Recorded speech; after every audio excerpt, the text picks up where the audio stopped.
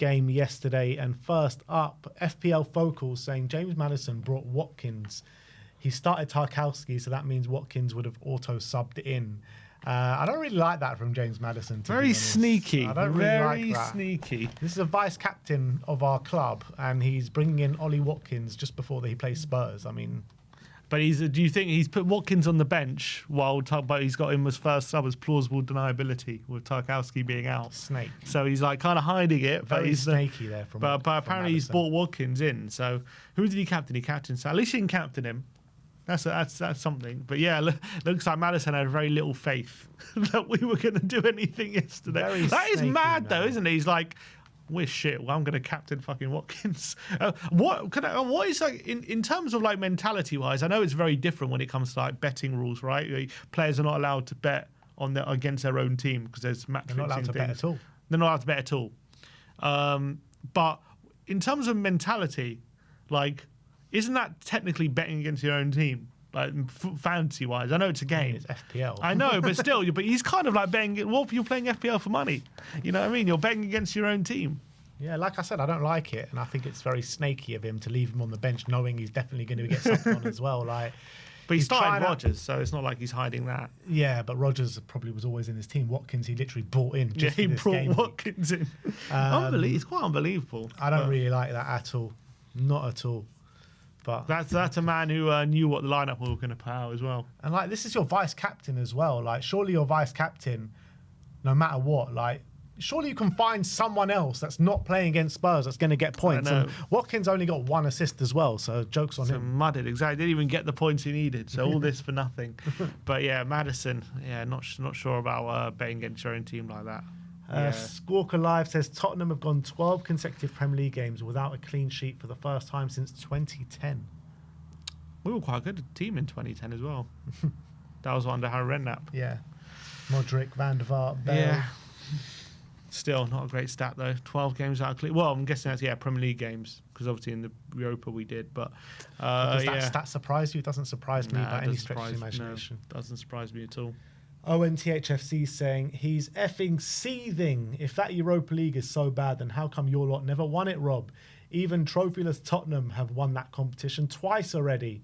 And yeah, I mean, I posted this video of Robbie on Twitter a few days ago, and he just seems so salty that Spurs are playing Manchester United in a cup final when Arsenal have just bottled every competition that they've been in this year.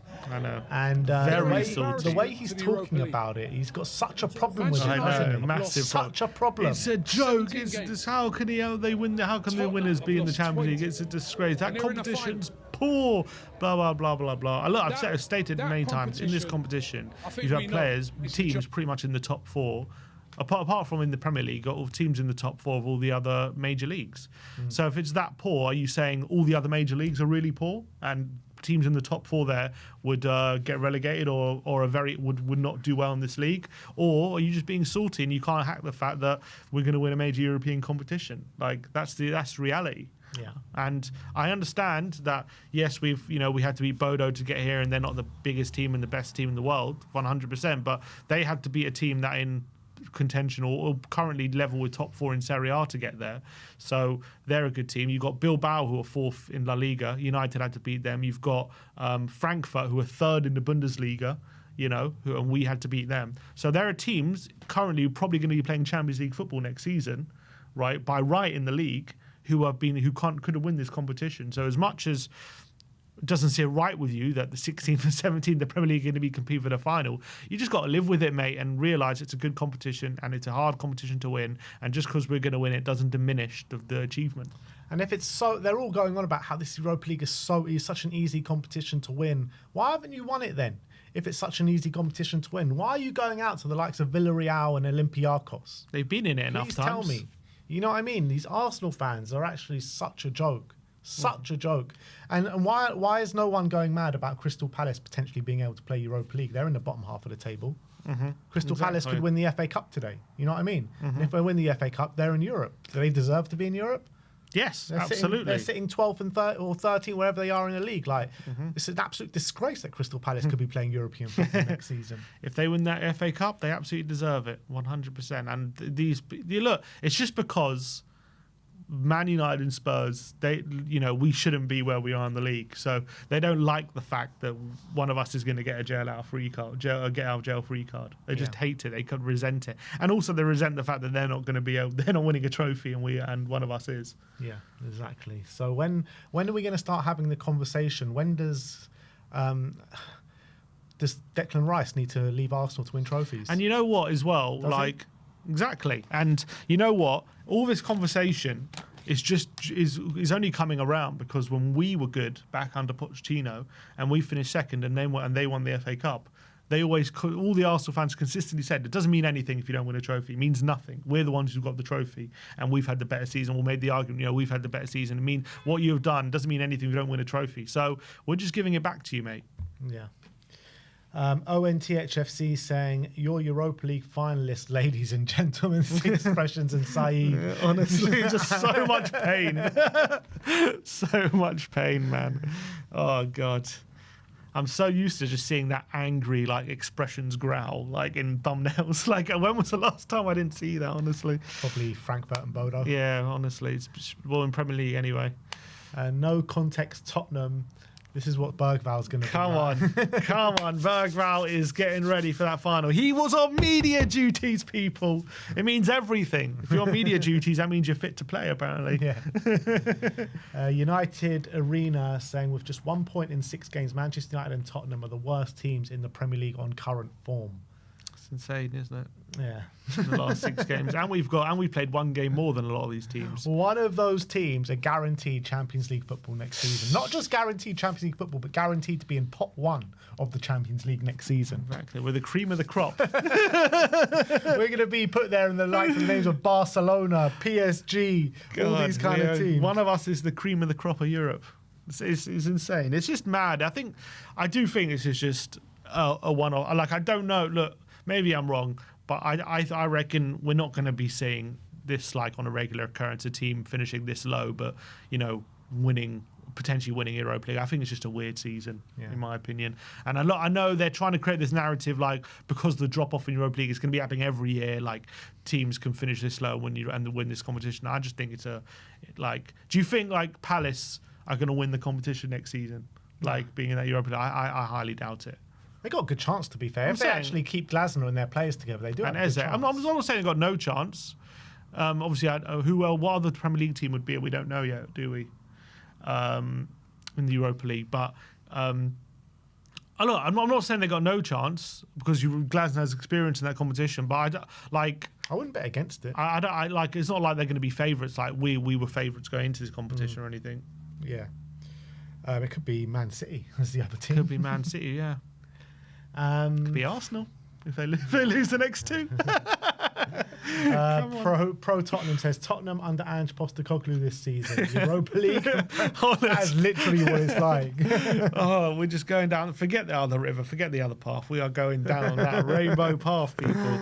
Opta Joe says Tottenham have now lost 25 games in all competitions this season. Their joint most defeats in a single campaign in their history, along with 91-92, which is 25. And I wouldn't bet against it being the worst ever with 26 coming on the last day of the season. Yeah, well, for sure. Either way, we're going to be so probably depressed after a loss, so we'll lose, or we're going to be so full of only 2 days after a parade and celebration. Yeah, there's no chance we get anything out of that last game, is there? And also, Brighton's still battling for Europe, aren't they? Still got a lot to fight for. Yeah. They're 8th place. Yeah, Brighton are on 55. They're level with Brentford, no? And depending on who wins that cup final, if City win it, that 8th is conference. Place playoff, yeah. Brighton can actually win that conference, can't they? Mm-hmm. Or anyone who finishes there. Any English team can win that, for sure. SM says, Matt Law says, I was initially a bit surprised by the Tottenham lineup last night, but the more I thought about it, the more I thought Postecoglou was absolutely right. The way Tottenham's season has gone, he just couldn't take any risks. He'll have them ready for Wednesday night. Yeah, and I think that's what most Spurs fans feel at the moment. I know I've seen a lot of United fans seeing our lineup saying, they're not going to be sharp for Wednesday, all this stuff. But I think we know the importance. We're going to be ready. It's not like we're going to have no time on the training pitch in it or anything like that. We'll be fine, I think, for Wednesday. And I think it was just the right thing to do. SM says Spurs captioned this like he just finished playing a pre-season friendly. It's so true. Like, Literally, we've just lost a Premier League game. It's like, yeah, valuable minutes for Sonny. Yeah, that's the official account.